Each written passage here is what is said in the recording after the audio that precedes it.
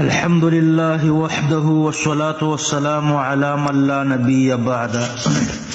غیر مقلدین ویکټوري اهل حدیث هغوی په احنافو په مقلدینو باندې اعتراض کوي چې دین مکمل دی نو فقه ته څه ضرورت دی، یا دین مکمل دی نو امام صاحب ته څه ضرورت دی چې تاسو د امام صاحب په پیروي کې په دین باندې عمل کوئ.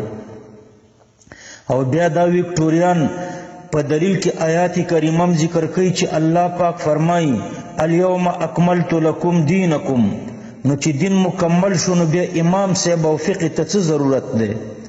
تاسو ورته یو څو جواب ورکئ. اول جواب ورته دا ورکئ چې د دې تکمیل نه الیوم اکملت لکم دینکم، د دې تکمیل نه تکمیل د اصول مراد دی.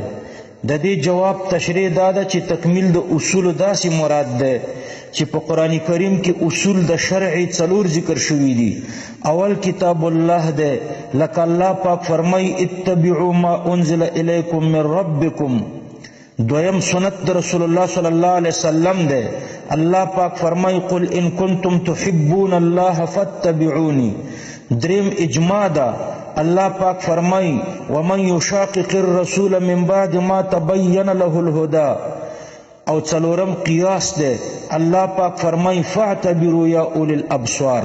دا څلور اصول په قرآن کې راغلی دي، همدارنګه دا څلور اصول په حدیثو کې راغلی دي.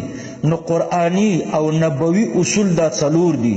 اوس د دې څلورو قرآنی او نبوی اصولنا ثابت شده مسائلو ته دین وایي، او دا دین په فقه کې لیکل شوی دی. یعنی د قرآن نه ثابت شده مسئلې دین دی، او دا مسئلې په فقه کې لیکل شوي دي.